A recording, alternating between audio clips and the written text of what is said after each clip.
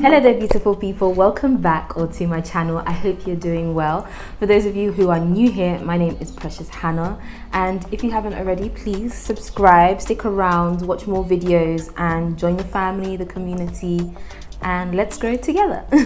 So as you can tell from the title of the video, I am so excited for this, guys. We are talking about Young, Famous and African. But before we get into it, I know I look a bit crazy and a little bit cross-eyed, but yeah guys, I had to record this video without my glasses because Accra is freaking hot and I've recorded this video like 3 times and my glasses just kept steaming and it's very distracting. So I thought hopefully me looking cross-eyed won't be as distracting. So yeah, coming to you with the glassless face. But yeah guys, let's get into it. Let me be honest with you, I am not one to watch reality TV. I just don't have the energy for it. But when Young, Famous and African was coming out, I was like, whew, I was excited for this. You know, I'm a Pan-Africanist. I support everything African. I love my country, I love my continent, and I'm just here for everything. And also, sister in my head, Peace Hyde, was one of the executive producers on this show. If you don't know who Peace Hyde is, I don't know which rock you've been living under, but Peace Hyde is an OG. She is a British Ghanaian or Ghanaian British. I don't know how she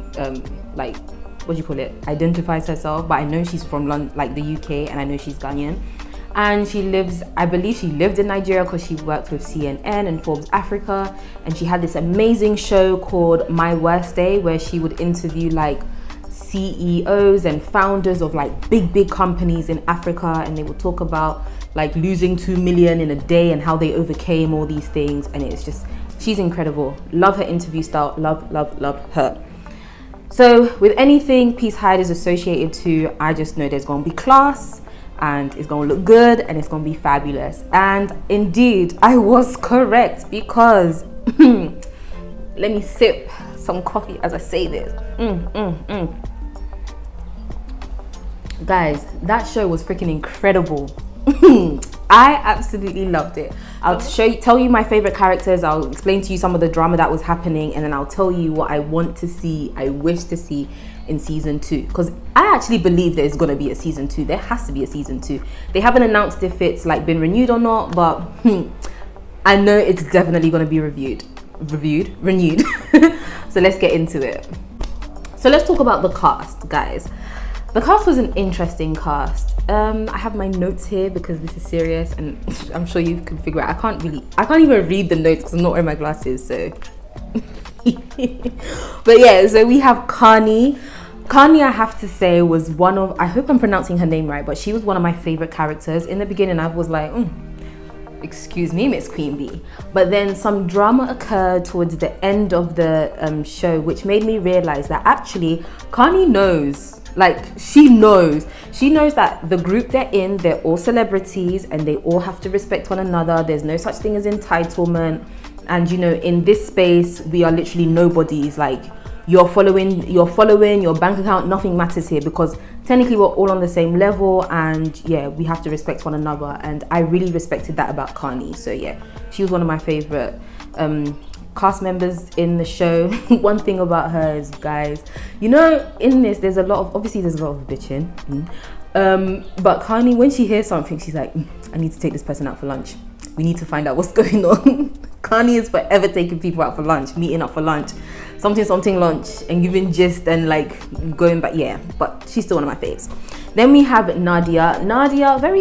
Very unproblematic, because she was never there when the drama was happening. She's one of those people that, you know, like, she's ready to fight for her friends. It can be good and it can be bad, but I mean, the way how she handled herself in the show was really good. She just looked like somebody that, I don't know, I guess we needed to see a bit more of her, but she was just always ready. Like, yeah, she was just always ready. When you watch, if you watch it, you'll get what I mean. Let me know in the comments below what you think about the characters as well, and what you thought about the show, and if you haven't, why you haven't, and all of that stuff. Then we have, again, my glasses. Then we have Annie. I feel like I want to talk about Annie last, because that's a whole lot of things we need to unpack. And Zari, we'll get to them. Then we have the guys, Andele. I hope I pronounced his name right. Not a fan. in the beginning, I was like, oh, this guy has himself put together. He's like one of those guys. Every girl has this guy that you see him as just your friend, but this guy gets girls left and right, and you're just wondering how. He is a smooth talker, but in the show, the smooth talking was too slimy for me. I don't know. It was just, I didn't like it. I didn't like it. Like, Charlie, that's just my subjective opinion. Leave your thoughts in the comments below. Then we had Swanky. Oh, Swanky, my Swanky. Swanky is another friend in my head. He is cool. Like, he's ride or die, because he came in, I would say he brought Annie in, so he knew a lot of the South African, like basically the cast is majority South African or South and Eastern African, right? And he knew all of them from working with them, because he's a stylist from like for let's try that again in English. He knows them from working for them, styling them for red carpet events and birthdays and all of that good stuff. So he brought in Annie, and it was like anytime there was an issue, he would always like face Annie and talk to Annie about it, and then but he always had Annie's back. Even if Annie is wrong, Swanky's the kind of person that will check Annie, then turn around, then box someone in the head for her.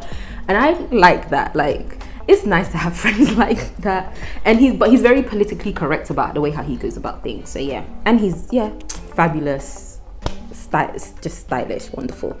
Then we have one of my Naked DJ. What a legend. Naked DJ to me was hilarious, because I've never seen someone be so blunt but yet so funny and not even know that he's being funny. He's not the kind of man I would want to be married to, not the kind of guy I would want to date, but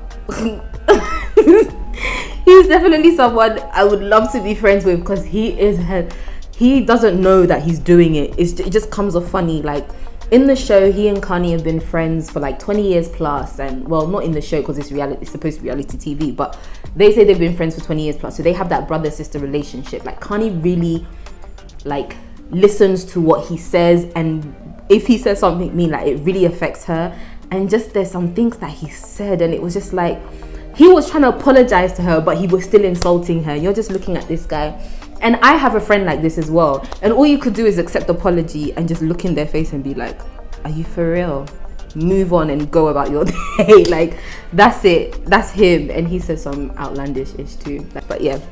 And then with Naked DJ, Uncle Quinton, he has his girlfriend Kaylee, who's like 28 years old. She's really sweet. She tries to be unproblematic, but I catch what she was doing. In a sense where, she didn't want to be problematic, but she needed to stay relevant to be in the show. Do you know what I mean? So she was like in and out, but she wasn't trying to do too much. And I feel like, to be honest, there's no other way to handle it the way how she and Nadia, like, they're on the same level. They handled it very well. Like, they didn't want to be too dramatic, but they wanted to be relevant. They wanted to be like remembered. So they they did what they had to do, and it was fine. It was fine. Then we have Diamond. Whew. Diamond Platinum is an interesting young man. Baby mamas for days. Yeah, very interesting man, but I'm not gonna lie, the show made me like him, because he's like, I don't know, the show, I have a soft spot for him now, and he aight. Annie and Zari. Jesus is Lord. So Annie is an actress, a model. Like, she's done so many things, but as we all know, she has been forever referred to as Two-Face's wife. They have been through a lot of drama. I mean, imagine being with the love of your life for 20 years, the only guy you've been with, and he consistently cheats on you, has different babies by different women. His 5th child is basically your 1st child with him. Like, just imagine. It must suck. It honestly sucks. But Annie is just so in love with this man. Like, so in love with this man, it is ridiculous. Like, when you're talking about unconditional love, like the love Jesus has for the church, this is the kind of love we're talking about. I don't know how anyone can go through all that shame, all that disrespect, disappointment, heartbreak, anger, fear, like so many things, and still, like, when she talks about him, still look like she just met him yesterday and like they have just fallen in love. It is unbelievable. It's actually, part of it is like, it's really beautiful to see, but the other part of it is like, we all just want to punch Two-Face in the face. Like, I just want to punch him in the face. I'm not gonna lie. Kanye says it in the show as well, how she like before she met him, she didn't get it, but obviously she's met him now that she's seen them together, she gets it. But when she didn't know him, she just wanted to be like, F you and you're this, F you and you're that, F you and you're this. Like I wanted to punch him in the face. I want to punch him in the face. Like, come on, like, nah. But then at the same time, I've had conversations with my friends about this. They're like, yeah, but how much can a woman take? Like, Annie has to take some responsibility as well.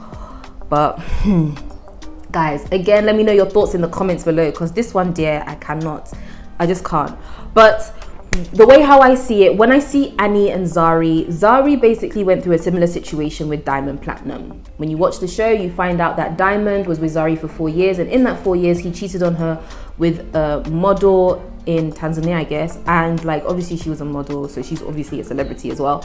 And she basically got pregnant and wanted the whole world to know, like, you're not gonna hide me, you're not gonna keep me a secret. So it came out and boom. Meanwhile, Zari had 2 kids with Platinum, and now he had another baby. Just a mess.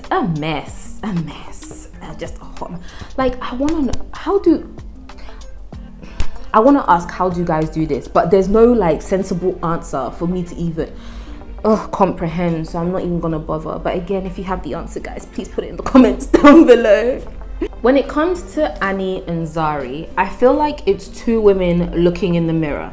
I feel like when Zari looks at Annie, I called her Anna just now, didn't I? But Annie. When Zari looks at Annie, I see like Zari is seeing herself, and vice versa, except Zari is seeing someone that would have stayed, could have stayed.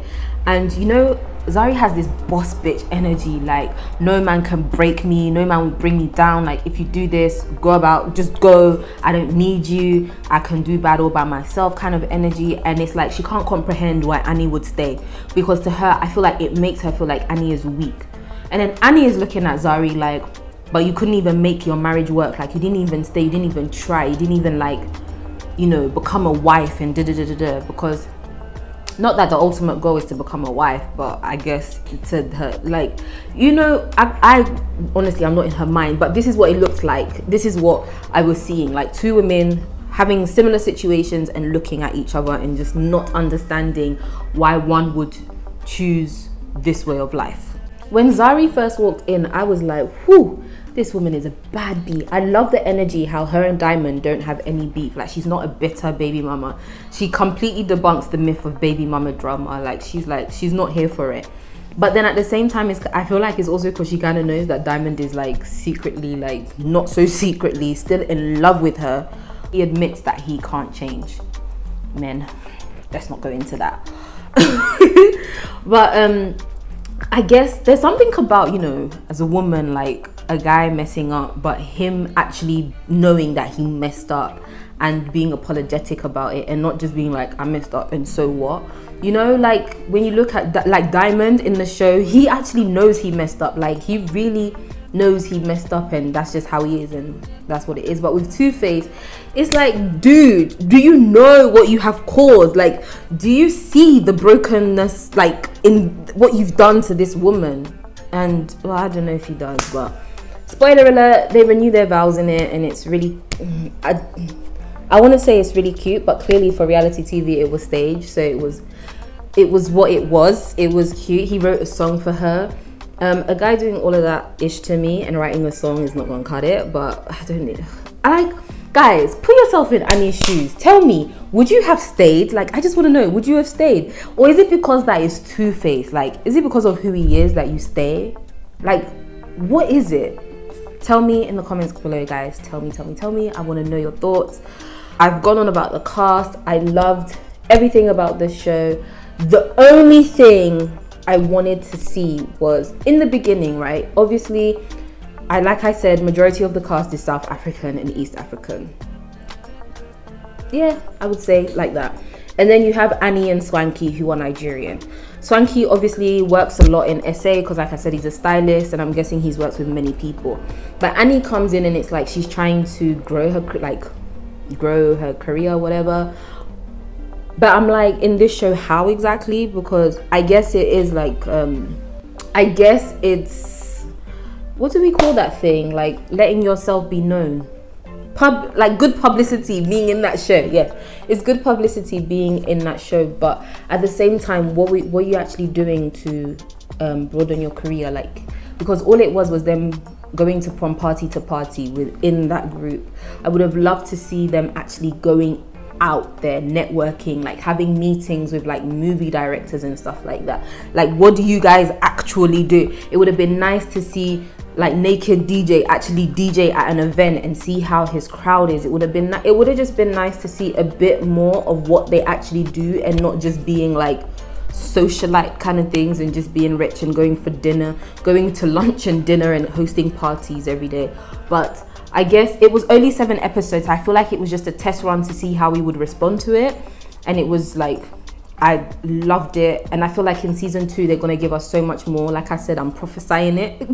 There will be a season 2. Netflix will renew it. In Jesus' name we pray, amen.